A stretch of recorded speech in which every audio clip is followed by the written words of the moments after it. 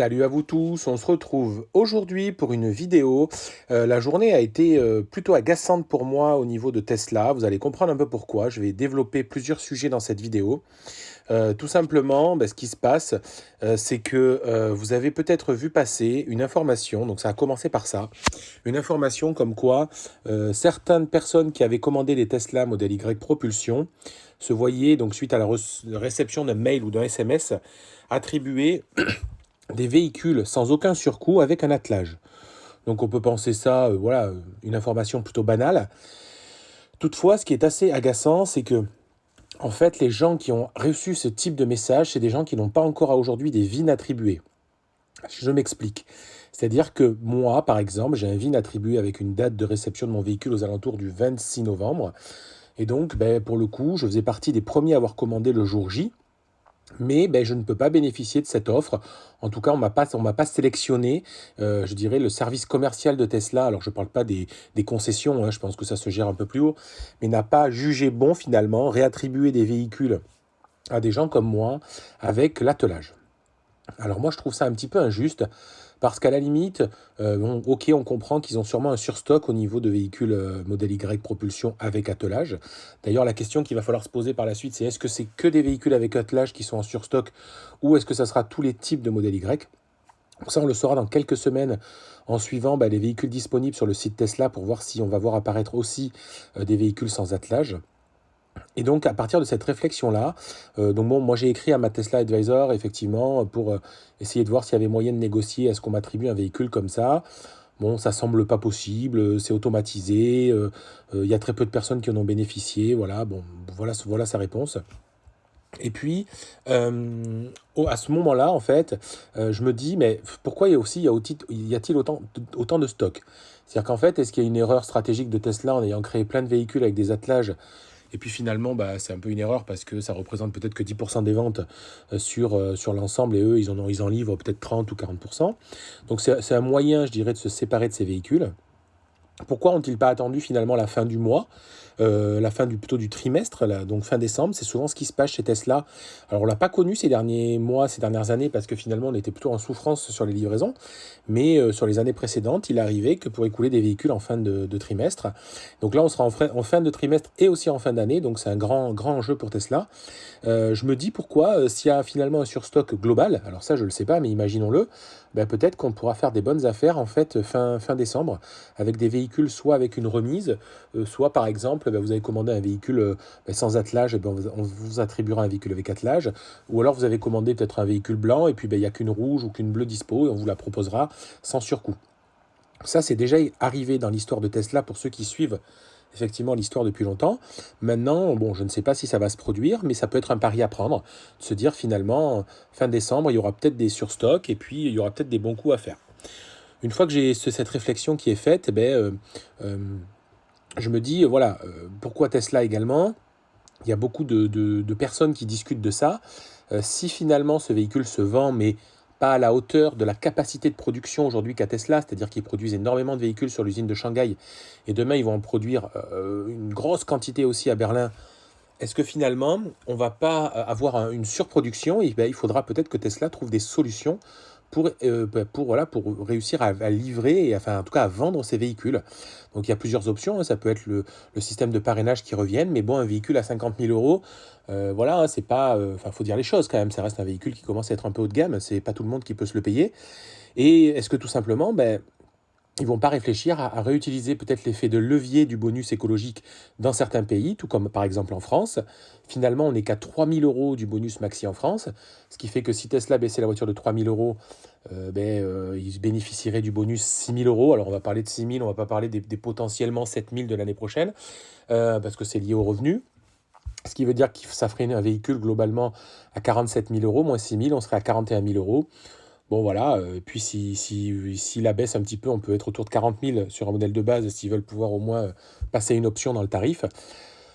Donc là, effectivement, hein, je brode un petit peu, mais ça fait partie, moi, aujourd'hui, de ma réflexion. Me dire, si j'achète aujourd'hui un véhicule à prix actuel, c'est-à-dire 47 990, au passage, je précise que je fais cette vidéo, je suis en phase de réflexion, mais j'ai déjà payé mon véhicule à Tesla, j'ai fait le virement, il est parti.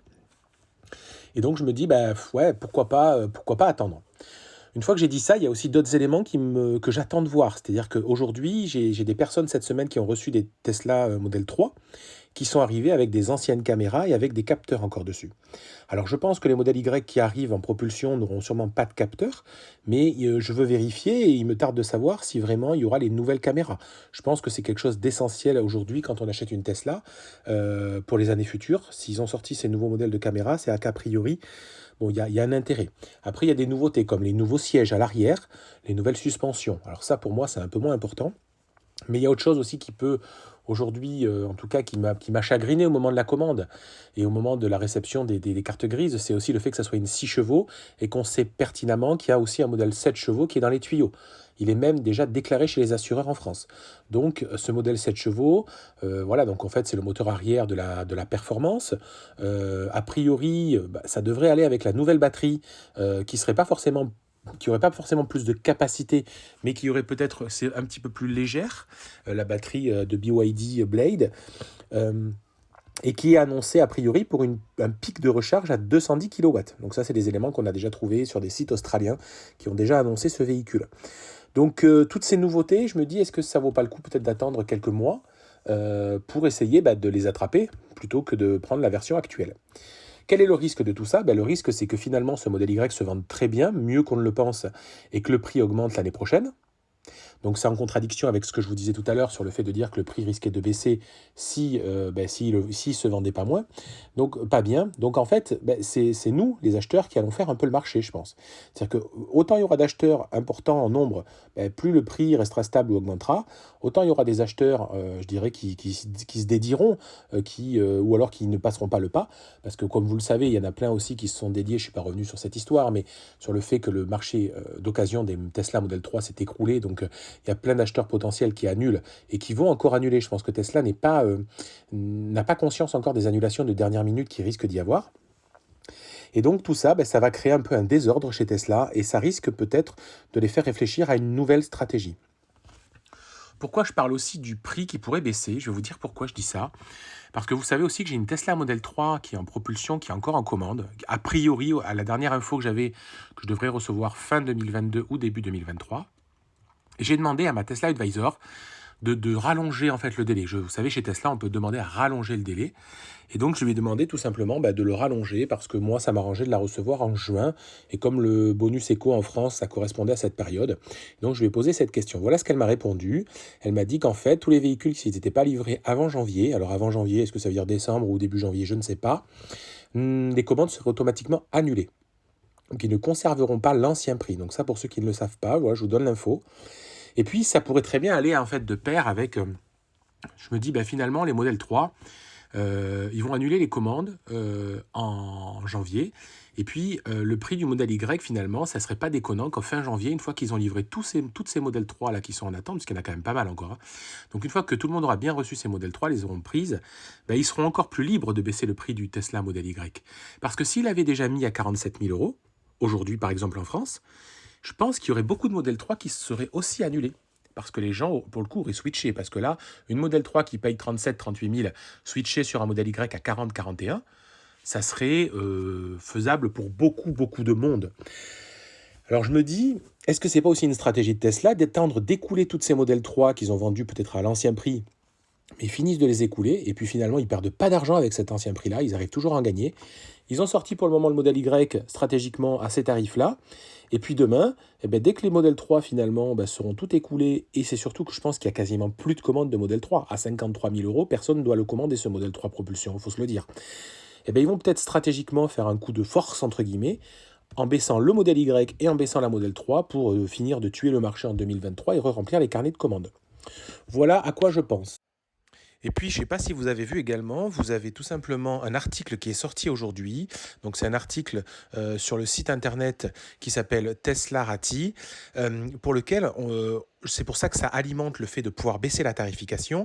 C'est Tesla qui tout simplement dit aux acheteurs allemands, le bonus écologique allemand va baisser en 2023 et il leur dit, vous inquiétez pas, commandez bien vos véhicules jusqu'à fin 2022. Et donc si le bonus écologique baisse et que finalement, entre-temps, c'est peut-être pas comme en France, c'est-à-dire ils garantissent pas le fait que L'État va pouvoir verser encore 6 mois de plus l'ancien bonus. A priori, ça semble pas être comme ça en Allemagne. Ben, Tesla dit, il n'y a pas de souci, moi j'ajusterai mon prix pour pouvoir voilà, que vous ayez le même tarif, le même prix que ce que vous aviez commandé en 2022.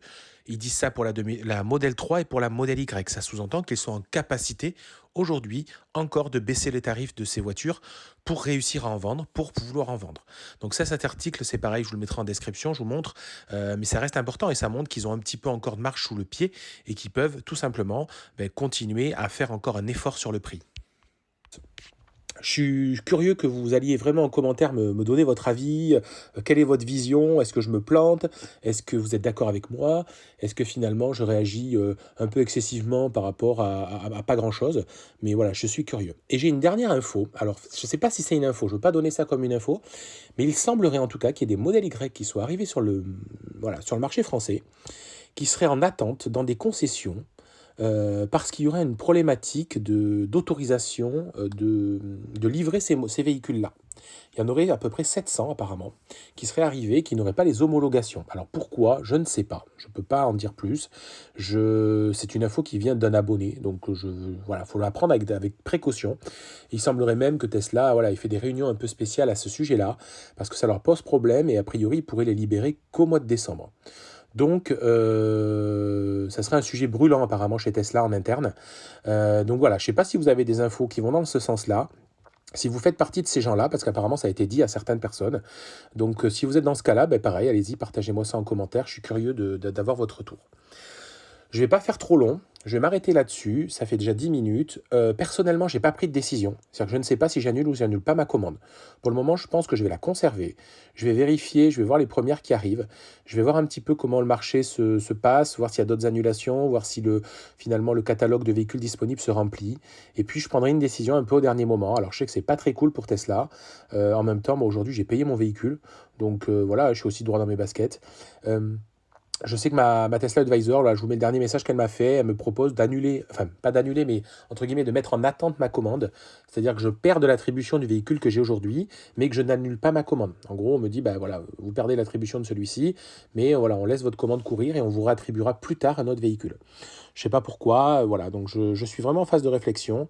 Dites-moi ce que vous en pensez. Est-ce que vous, voilà, vous posez pas autant de questions que moi? Est-ce que vous avez commandé un modèle Y? Est-ce que vous êtes déçu de la reprise de votre Tesla Model 3? En tout cas, moi, je rage un petit peu sur la stratégie de Tesla, par exemple, voilà, comme je vous l'ai dit au départ, de donner ces crochets d'attelage, pas forcément aux premières personnes qui ont passé commande. Je trouve ça un peu injuste et puis je voulais le dire, tout simplement. Allez, n'hésitez pas à me suivre sur Instagram, sur Twitter, je suis très actif. Abonnez-vous au YouTube, partagez la vidéo, mettez un pouce bleu. Je vous dis à bientôt, bye bye.